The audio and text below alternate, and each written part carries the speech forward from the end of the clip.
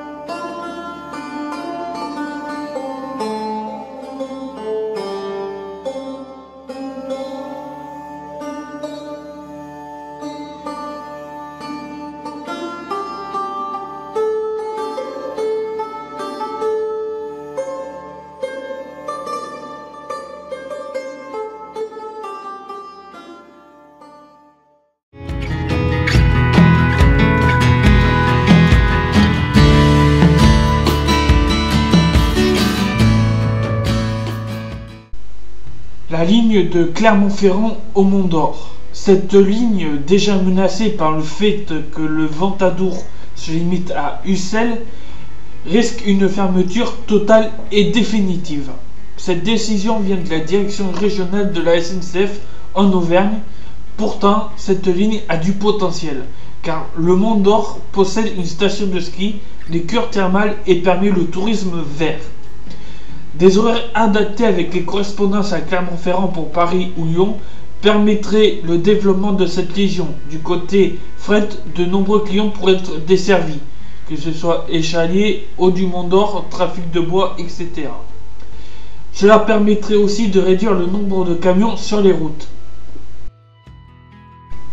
La ligne de Saint-Étienne à Clermont-Ferrand. Cette ligne est en effet elle aussi menacée car la SNCF a décidé que les trains en provenance de Saint-Étienne s'arrêteraient dorénavant à Boëne et ceux en provenance de Clermont-Ferrand seraient stoppés en gare de Thiers. Le tronçon Boëne-Thiers étant assuré par un service de car.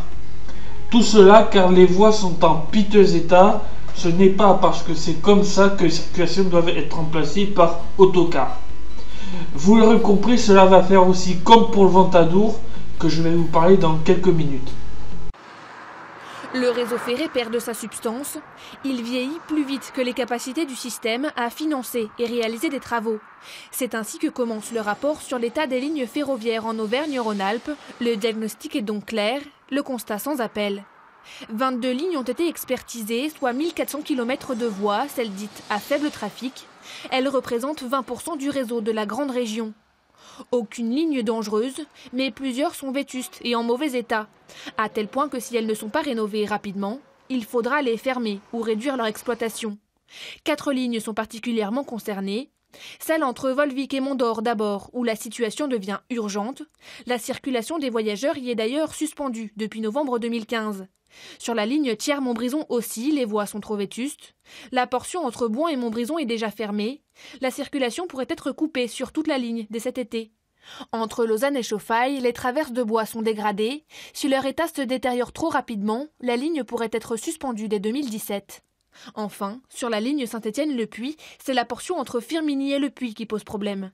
Des travaux sont déjà programmés, de manière à pouvoir maintenir la ligne. Car l'objectif du rapport, c'est surtout de tirer la sonnette d'alarme. La SNCF a besoin de financement. Elle estime les montants des investissements nécessaires à 765 millions d'euros sur les 10 prochaines années. Elle compte sur l'État et surtout sur la région. La ligne de Béziers-Neuzargues-Clermont-Ferrand. Cette ligne est menacée car elle subit quotidiennement la concurrence de l'A75. La région Auvergne n'utilise pas cette ligne alors qu'elle a un sacré potentiel. Seule la région Languedoc-Roussillon la maintient en vie. Il y avait bien un projet de prolongement d'un TGV de Paris à Béziers vers Millau en modernisant la ligne, mais celui-ci n'a pas évolué. Depuis 20 ans, ils se battent pour le maintien de cette ligne ferroviaire qui a circulé pour la première fois en 1885, reliant la Méditerranée au Massif central. Cette ligne doit fermer le 1er décembre prochain. Alors, une nouvelle fois, ses sympathisants se sont mobilisés à bord d'un train spécial affrété ce matin depuis Béziers et qui s'est arrêté notamment en gare de Millau. Cette ligne, nous en avons besoin. C'est un poumon économique pour le Massif central. Et au lendemain de la déclaration du président Hollande qui dit qu'il faut une révolution pour le climat, proposer de substituer des trains par des bus, cela nous semble une aberration, quoi. Cette ligne est vachement utile pour les transports marchandises aussi, quoi. Donc, il faut arrêter de mettre des camions et des bus sur les routes et il vaut mieux mettre les gens et les marchandises sur les rails, qui est un moyen de transport économe et en énergie et en écologie. Une pétition a déjà recueilli plus de 10 000 signatures pour réclamer le maintien de la ligne, devenue au fil des ans le symbole de la lutte pour la défense des lignes rurales de France. Cet usager de l'Hérault l'a signé. Je prends régulièrement le TER entre Béziers et Magalas et je trouve que c'est vraiment un transport très pratique, surtout économique, 1 € le trajet. Et ça serait vraiment dommage que cette ligne ferme et c'est aussi dommage qu'il n'y ait pas davantage de gens qui l'utilisent pour aller travailler car il y a des horaires quand même qui sont très pratiques. Voilà. Prochaine étape, le 6 octobre. Rendez-vous a été pris au ministère des Transports et de l'Environnement pour tenter de surseoir à une fermeture qui pèserait lourd sur l'avenir de l'Aubrac et du Cévenol. La ligne du Ventadour, une ligne de légende, le train qui n'a pas peur de gravir des montagnes. La ligne fut fermée entre Aiguiron-Merlin et l'Accueil car les voies étaient dans un mauvais état. Cette fermeture a eu lieu le 6 juillet 2014. Cela fait, au moment où j'écris ce reportage, bientôt 2 ans. Et la ligne n'est toujours pas réouverte. Cette ligne permettait de rejoindre Bordeaux et Lyon via le Massif central. Et il fut un temps où ce train allait jusqu'à Grenoble, voire Genève. Apparemment, la ligne serait rouverte après l'ouverture de la LGV Sud Europe Atlantique, mais ce n'était sans compter sur le fait que la gare d'Émoutier a un projet de fermeture de la part de la SNCF, ce qui risque de condamner la ligne elle aussi, ce qui est inacceptable. Du même fait que le projet Intercité qui préconise la fermeture de cette ligne alors qu'elle est déjà fermée pour cause de travaux. L'histoire de Bort-les-Orgues. L'étoile de Bort-les-Orgues ne comporte plus que des lignes fermées au trafic de la SNCF. Bort-les-Orgues et la desserte ferroviaire du Cantal est mort à cause de la construction du barrage de Bort-les-Orgues, entraînant la fermeture de la section d'Aiguiron-Merlin à Bort-les-Orgues le 15 mai 1950. Pour rappeler le contexte, nous sommes en 1950. La France se reconstruit et le charbon devient trop cher. Par conséquent, la France a besoin d'électricité et l'un des meilleurs moyens trouvés est de construire des barrages un peu partout. Pour la ligne, en compensation, une ligne de substitution Ussel-Bort-les-Orgues devait être construite aux frais d'EDF, à l'ouest de la ligne initiale. Les travaux qui ont débuté en 1950 ont été arrêtés le 3 septembre 1955. EDF a joué le jeu et a payé la SNCF pour permettre la section d'être réalisée. Mais la SNCF n'a pas joué le jeu et a fait semblant de construire et a utilisé l'argent ailleurs. Apparemment, l'argent est parti pour l'électrification d'une ligne à Lyon, mais cela reste à prouver. Le dernier autorail circula le 2 juillet 1994 entre Bort-les-Orgues et Aurillac. La voie reste utilisée par l'association des chemins de fer de la Haute-Auvergne. Tout cela a une odeur amère et d'un scandale étouffé car tout cela s'était passé en Auvergne. Cela aurait été dans une autre région, je pense que cela aurait été totalement différent. Pour rappel, cette ligne accueillait des trains de jour et de nuit à destination de Paris et d'Aurillac.